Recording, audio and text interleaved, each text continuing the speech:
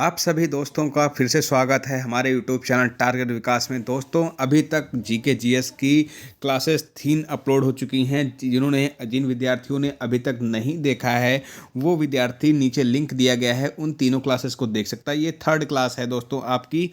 ये क्वेश्चंस यहाँ पे जीके जीएस के वही क्वेश्चंस में कराए जा रहे हैं जो आपके एग्जाम्स के लिए बहुत ही ज़्यादा इंपॉर्टेंट और महत्वपूर्ण हैं, जो आपके एग्जाम्स में बहुत ज़्यादा कई बार पूछे गए क्वेश्चंस हैं और आपसे पूछे जाएंगे।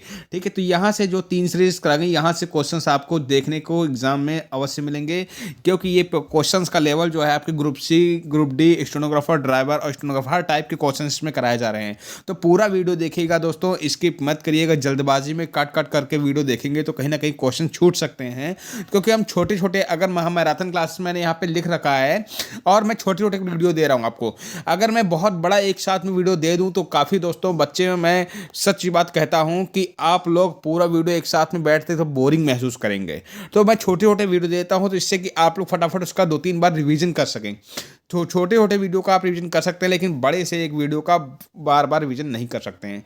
ठीक है, तो चलिए दोस्तों हम आते हैं क्वेश्चंस पे। क्वेश्चंस पे आने से पहले बताएं, जितने विद्यार्थी चैनल पे नए हैं, जिन्होंने अभी तक सब्सक्राइब नहीं किया है तो सब्सक्राइब अवश्य कर लें और वीडियो को लाइक करें। ठीक है, लाइक करना दोस्तों, आप लोग लाइक करते हो तो अच्छा। इससे पहले मैं मैथ की अभी क्लासेज एक अपलोड की है, तो जिन विद्यार्थियों ने अभी तक नहीं देखी वो देख लें। ठीक है, चलिए दोस्तों आते हैं फर्स्ट नंबर क्वेश्चन में।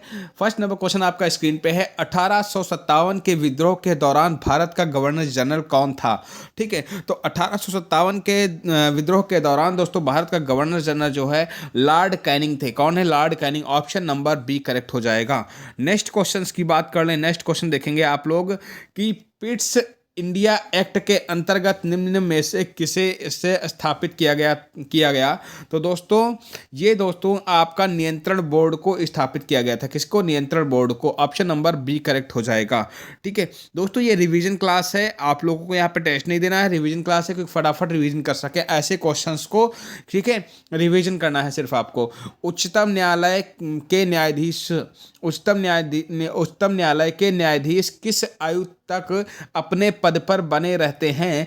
तो दोस्तों हमें रट लीजिए कि 65 वर्ष तक जो अपने पद पर क्या है, बने रहते हैं। आयु क्या होती है? 65 वर्ष। ऑप्शन नंबर बी करेक्ट हो जाएगा, क्योंकि आपके पास बहुत ही दोस्तों कम समय है रिवीजन करने का, जिससे कि आप लोगों को कम समय में अधिक से अधिक क्वेश्चन आप लोग रिवीजन कर सकें।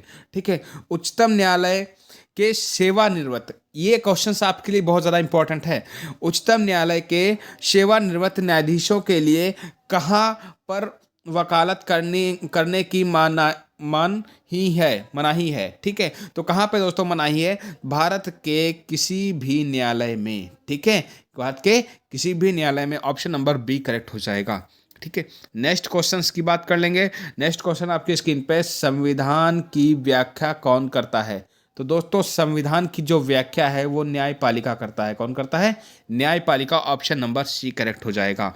ठीक है, आपके अलावा हाई कोर्ट से संबंधित क्वेश्चंस हैं, बहुत ज़्यादा मस्ट हो क्वेश्चन है, इंपॉर्टेंट क्वेश्चन है।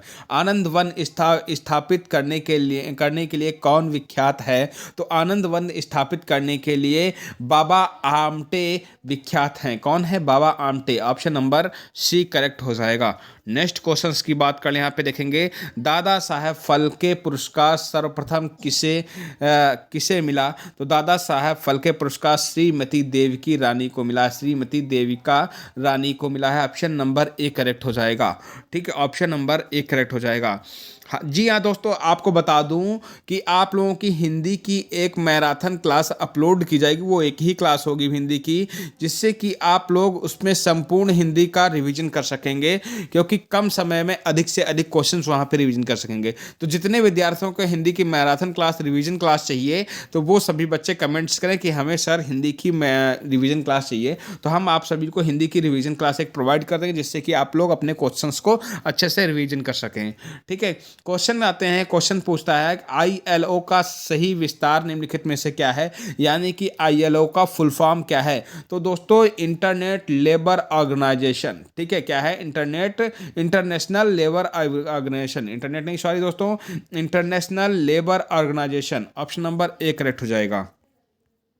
नेक्स्ट क्वेश्चन आपका स्क्रीन पे है, मोनालिसा का सुप्रसिद्ध चित्र किसने बनाया था? तो मोनालिसा का दोस्तों सुप्रसिद्ध जो चित्र है ये लियोनार्डो दा विंची ने बनाया था। ऑप्शन नंबर बी करेक्ट हो जाएगा।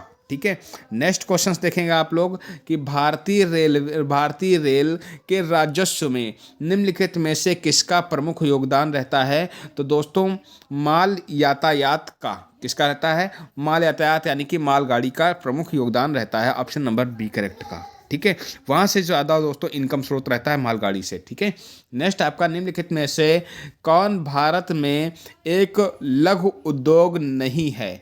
ठीक है, निम्नलिखित में से कौन भारत में एक लघु उद्योग नहीं है? तो दोस्तों आपका पेट्रोलियम जो है आपका एक लघु उद्योग नहीं है, लेकिन चीनी उद्योग, कपड़ा उद्योग और हथकरघा उद्योग जो है ये क्या है, लघु उद्योग में आते हैं, लेकिन पेट्रोलियम जो है लघु उद्योग में नहीं आता। तो कमेंट बॉक्स में बताइएगा ये कौन से उद्योग में आता है। ठीक है, नेक्स्ट क्वेश्चंस की बात कर लें।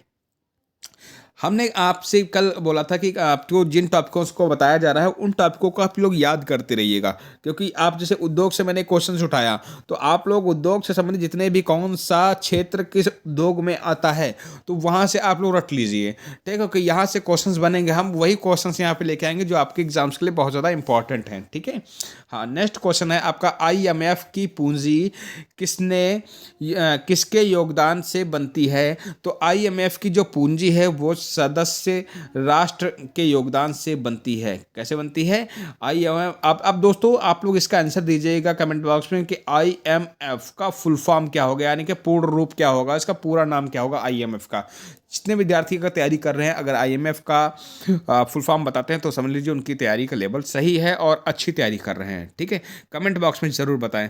नेक्स्ट क्वेश्चन से आपका स्क्रीन पे है कि राजकोषीय नीति का संबंध है। तो राजकोषीय दोस्तों नीति का संबंध सरकार की आय तथा व्यय से है। ऑप्शन नंबर डी करेक्ट हो जाएगा। ठीक है, ऑप्शन नंबर डी करेक्ट हो जाएगा। नेक्स्ट क्वेश्चन देखेंगे आप लोग स्क्रीन पे, वेरी इंपॉर्टेंट क्वेश्चन है, क्लोरोफाइस के सदस्यों को प्रातः, ठीक है, प्रातः शैवाल कहते हैं। तो कौन सा शैवाल कहते हैं? हरा शैवाल, भूरा शैवाल, लाल शैवाल, पीला शैवाल? तो दोस्तों क्लोरोफाइस के सदस्यों को पूर्णतः प्रायतः जो है हरा शैवाल कहते हैं। क्या कहते हैं?